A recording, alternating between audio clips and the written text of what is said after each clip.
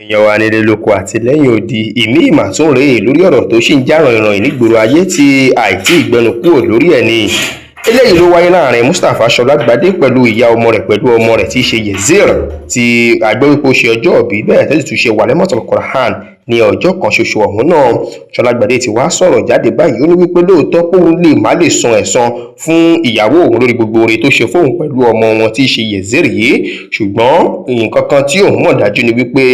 Ọlọ́run nìkan náà lọ́ba ẹlẹ́san tó ń sọ èèyàn lẹ́san rẹ̀ látàrí bí jẹ́ pé òun gangan nìkan náà òun ni ó bójú tó ọmọ tí àwọn méjì jọ bí tí í ṣe Yezir yìí. Wọ́n wá ní wípé inú òun dùn bẹ́ẹ̀ láyọ̀ òun kún pẹ̀lú ọ̀rọ̀ Adéwùmí Àtọ́kẹ́ tí ó jẹ́ ìyá Yezir pẹ̀lú ìrànlọ́wọ́ tó ṣe fóun pẹ̀lú ọ̀rọ̀ ọmọ òun. Ó ní wípé ó ṣe dáadáa gẹ́gẹ́ bí abiyamọ tòótọ́ ṣe máa ń ṣe náà ní arábìnrin òun ṣe ṣe, ṣùgbọ́n bí òun ṣe ń dúpẹ́ yìí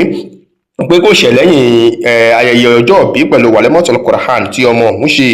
Ó gba ojú òpó Instagram lọ ló bẹ̀rẹ̀ sí ní fi ọ̀pọ̀lọpọ̀ ọ̀rọ̀ léde ó ní Adéwùmí Àtọ́kẹ́ ọmọ Muibat Fatai òun fẹ́ fi àsìkò yìí dúpẹ́ gidigidi lọ́wọ́ ẹ̀ fún oore tó ṣe fóun pẹ̀lú ọ̀rọ̀ ọmọ òun tí òbóhùn bójútó láti kékeré títí wá dàgbà tó àsìkò tó wà yìí. Ó ní kò sí kankan nú àwọn akitiyan àti làálàá tí arábìnrin ṣe lórí Yezir tí òun fúnra òun ò rí tàbí tí òun lè fojú parẹ́ o. Ó ní lóòótọ́ òun lè má lè san oore òun ṣùgbọ́n òun bẹ Ọlọ́run kí Ọlọ́run bá òun fi àtìpèlé rọ́pò fún arábìnrin ọ̀hún. Bẹ́ẹ̀ ló bẹ̀rẹ̀ sí ní ṣàdúrà bí àtìpàkọ́ tó tún fi àdúrà ránṣẹ́ sí grandma Yezir wípé òun dúpẹ́ lọ́wọ́ ìyá ẹ̀ pé wọ́n ṣeun gan-an ni o, wípé wọ́n kú iṣẹ́ takuntakun bẹ́ẹ̀ èṣù ọmọ ó túbọ̀ jiná fún bàbá ìjẹ́ o látàrí àtìlẹ́yìn àti ìrànlọ́wọ́ tí ó jọ fọwọ́sowọ́pọ̀ pẹ̀lú ìyá ọmọ òun láti lọ tọ́jú ọmọ òun. Wọ́n ní pé wọ́n pẹ́ fún àwọn bẹ́ẹ̀ níṣọ́ ọmọ ó jiná fún wọn kalẹ̀ o. Bẹ́ẹ̀ náà ló tún sọ di mímọ̀ nínú ọ̀rọ̀ rẹ̀ wípé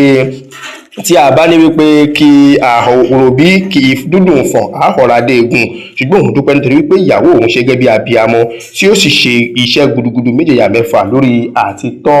ọmọ òun. Ó fi àdúrà ránṣẹ́ sí ìyá ọmọ rẹ̀ tó sì jẹ́ pé ó tún ràn án lọ́wọ́ lórí àti bá fi àdúrà ránṣẹ́ sí ìyá ọmọ náà pẹ̀lú gẹ́gẹ́ bí grandma tó gẹ́gẹ́ bí grandma Yezir. Ó ní wípé òun dúpẹ́ lọ́wọ́ Uncle Malik náà wípé lóòótọ́ pé akínkanjú bẹ́ẹ̀ èèyàn tó ṣe é fọkàntán òun náà ni Uncle Malik pẹ̀lú gbogbo oore tó ṣe fún Yezir. Ó ní pẹ̀lú ìfẹ́ ìrànlọ́wọ́ àti àtìlẹ́yìn tí ó ṣe fún Yezir yìí wípé gbogbo tó jẹ́ tiẹ̀ náà ò ní bàjẹ́ o, bẹ́ẹ̀ lọ́wọ́ Ọlọ́run ní fi ọwọ́ ìbàjẹ́ kan. Ó wá ní wípé òun fi àdúrà ránṣẹ́ sí Uncle Malik pẹ̀lú ìyàwó Uncle Malik Adéwùmí Àtọ́kẹ́ wípé wọ́n jọ gbé pẹ́ tí wọ́n sì jọ dàgbà dògbó lára ara wọn pẹ́pẹ́pẹ́ wípé oore Ọlọ́run kò ní ṣẹ̀ bẹ́ẹ̀ ni kò ní yẹ̀ nínú ilé wọn o. Ó náà ni Ṣọlágbadé Mustapha gba ojú òpó abọ́nidọ́rẹ̀ẹ́ ti Instagram lọ tí ó sì fi ọ̀pọ̀lọpọ̀ ọ̀rọ̀ ọ̀hún tí ó fi ránṣẹ́ sí Yezir, ìyá Yezir tó jẹ́ ìyá ọmọ rẹ̀ pẹ̀lú Uncle Malik tí í ṣe